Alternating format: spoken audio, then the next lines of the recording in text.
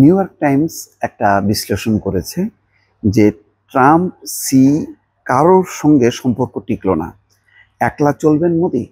বিশ্ব রাজনীতিতে নরেন্দ্র মোদীর এখন সম্ভবত কোনো বন্ধু নেই। রাশিয়ার কথা যদি বলা হয়, পুতিন পুতিন অনেক দূরের দেশ।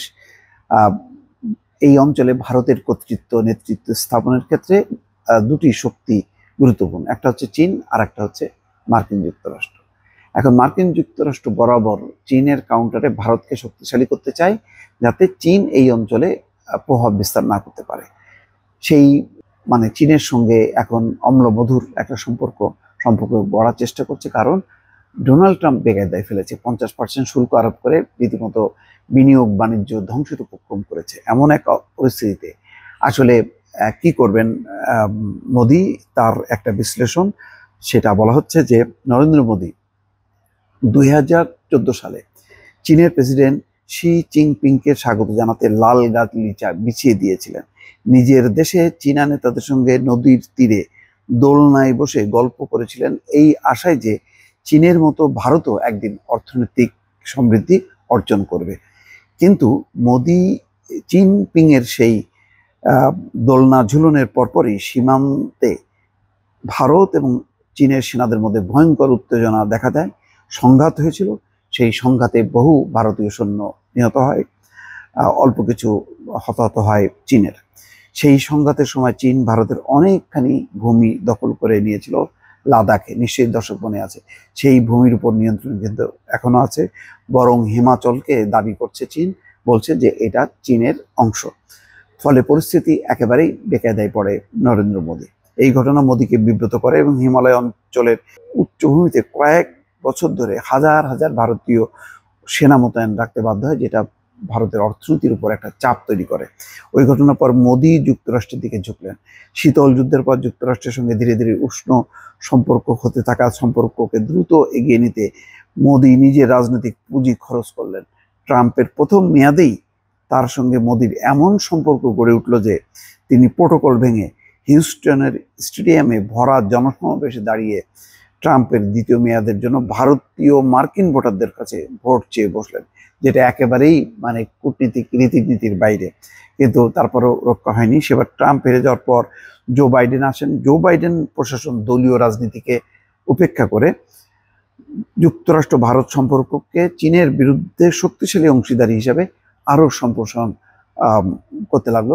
ফলে এই যাত্রায় কিন্তু বেঁচে গেল। অর্থাৎ জো বাইডেন বা বাইডেন প্রশাসন মোদির বিরুদ্ধে কোনো প্রতিশোধমূলক কোনো পদক্ষেপ নেয়নি।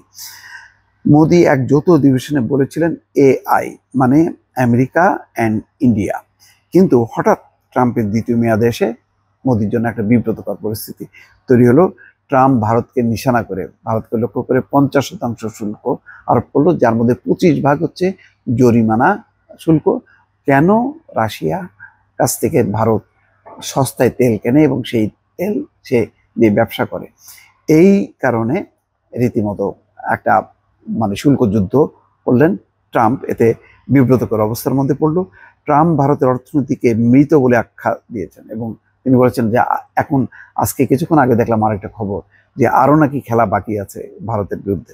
তিনি চলতি বছরের শুরুতে পাকিস্তানের নেতৃত্বকে ভারতের সমান মর্যাদা দিয়েছেন।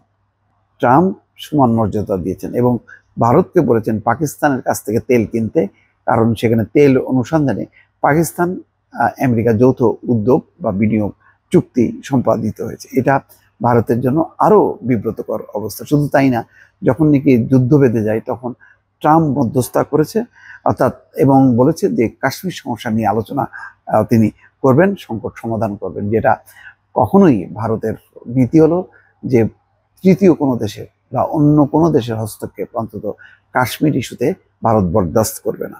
এমন একটি অবস্থায় এখন কিছুটা উষ্ণতা ফেরানোর জন্য চীনের সঙ্গে আবার ভারত যোগাযোগ বাড়াচ্ছে। 7 বছর পর চলতি মাসের শেষ দিকে মোদির চীন সফরের কথা রয়েছে। তবে সীমান্ত সংঘাত এবং পাকিস্তানের সামরিক তৎপরতায় চীনের প্রকাশ্য সমর্থন সম্পর্কে টানাপোড়েন বাড়িয়ে রেখেছে। পাশাপাশি চীন ভারতকে বিকল্প উৎপাদন কেন্দ্র গড়ে তোলার প্রচেষ্টাকে সন্দেহের চোখে দেখছে। মোদি বিভিন্ন দেশের নেতাদের সঙ্গেও যোগাযোগ রাখছেন। তিনি ব্রাজিলের প্রেসিডেন্ট লুলা দা সিলভা এবং রাশিয়ার প্রেসিডেন্ট ভ্লাদিমির পুতিনের সঙ্গে কথা বলেছেন। অর্থাৎ চীন ভারতকে বিশ্বাস করে না, ভারতও চীনকে বিশ্বাস করে না। এখানে ওই শি জিনপিং এর সঙ্গে খুব ভালো ধরম মহরম গড়ে উঠবে, যেটা ট্রাম্পের সময় একসময় গড়ে উঠেছে, সেটা মনে করার কোনো কারণ নেই।